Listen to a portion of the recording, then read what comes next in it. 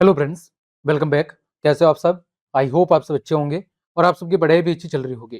तो प्यारे विद्यार्थियों, आज की इस क्लास में हम प्रवाह गणित कार्यपुस्तिका कक्षा 6 और 7 के कार्यपत्रक 66 को सॉल्व करना सीखेंगे। आपकी नई वर्कबुक के अनुसार कार्यपत्रक 1 से लेकर 65 तक की चर्चा हम पहले ही कर चुके हैं। वो सब क्लासेस आप चैनल की प्ले लिस्ट पर जाकर आराम से देख सकते हैं। तो कार्यपत्रक 66 में हम भाज्यता के नियमों की समझ बना पाना सीखेंगे। कार्यपत्रक 65 में हमने क्या सीखा था? 2 की भाज्यता का नियम सीखा था, 3 की, 6 की, 5 की, 8 की और 10 की, इनकी भाज्यता के बारे में चर्चा हमने आपके कार्यपत्रक 65 में की थी। आज बात करेंगे हम कार्यपत्रक 66 में मुख्यतः 11 की विभाज्यता का नियम। देखिए, पहला प्रश्न है, रिक्त स्थानों की पूर्ति करें। क्या करनी है आपको? रिक्त स्थानों की पूर्ति करनी है। तो 11 की भाज्यता का नियम आप सबको पता है कि हमें विषम स्थान पर आए अंकों का योग और सम स्थान पर आए अंकों का योग करना है।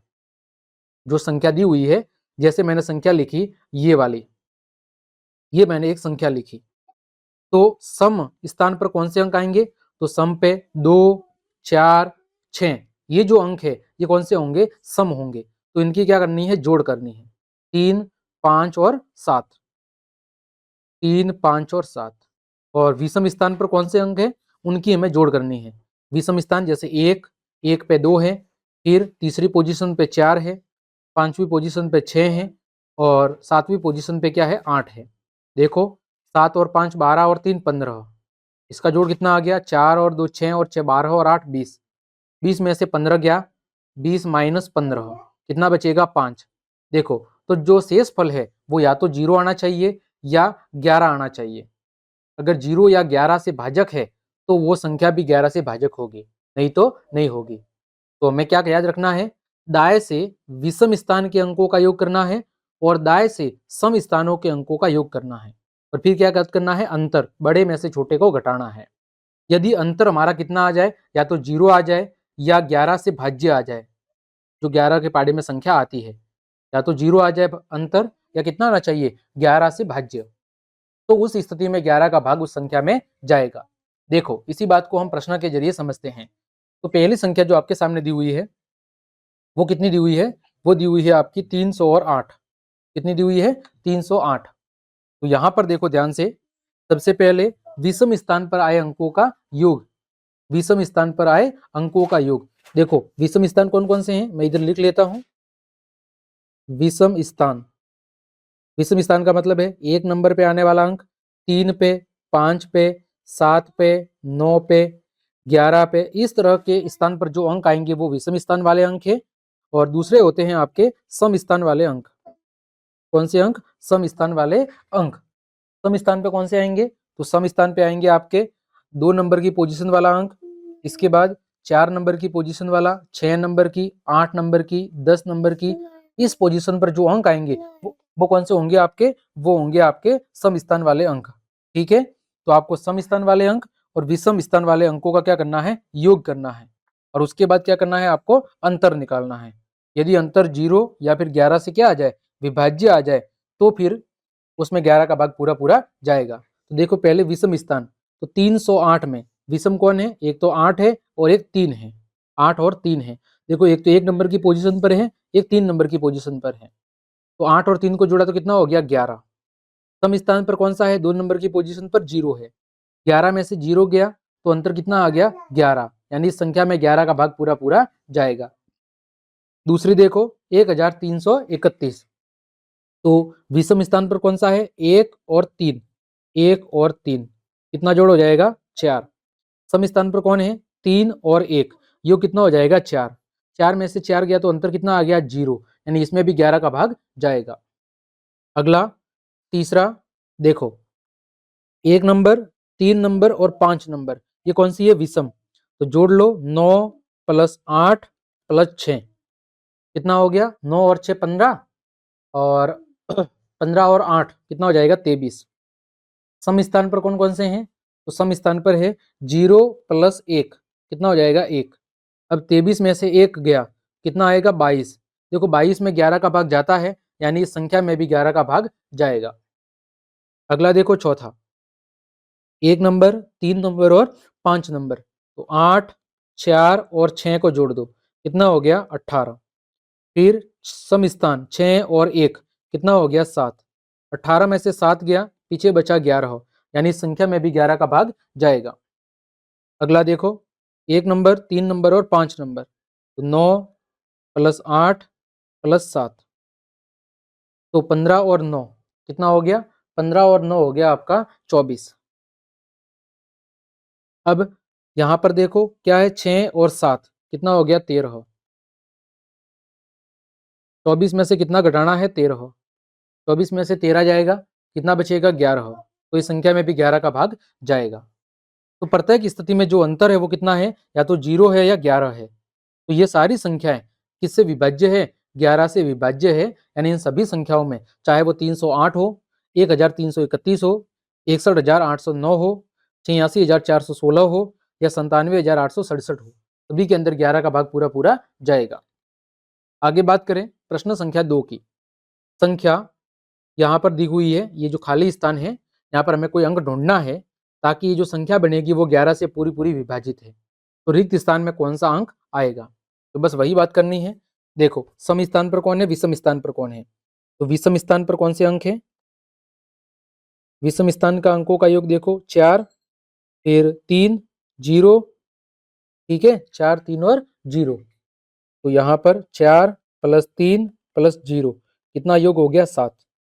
विषम स्थान पर अंक हो गया, फिर सम स्थान पर आए अंकों का योग, कौन सी जगह पर, सम जगह पर। तो देखो सम स्थान के अंकों का योग क्या होगा, तो एक तो ये x है, यहाँ पर कोई नहीं है मतलब x है, फिर 2, फिर कौन सी पोजीशन, चौथी पोजीशन 5 और छठी पोजीशन 1, तो ये कितना हो गया 6 प्लस x, तो 7, 7, ये कितना है देखो, हाँ ये 7 है और ये कितना है 6 है, तो 7 माइनस 6, तो 7 में से 6 कम करेंगे तो x का मान कितना आ जाएगा, 1 आ जाएगा। कितना आ जाएगा, x का मान आ जाएगा 1, क्योंकि बड़े में से छोटे को घटाना है, तो 7 में से 6 कम हुआ तो x का मान कितना आ जाएगा, 1 आ जाएगा। तीसरा, संख्या 5772 में से कम क्या घटाया जाए कि 10 से विभाजित हो जाए। किससे, 10 से।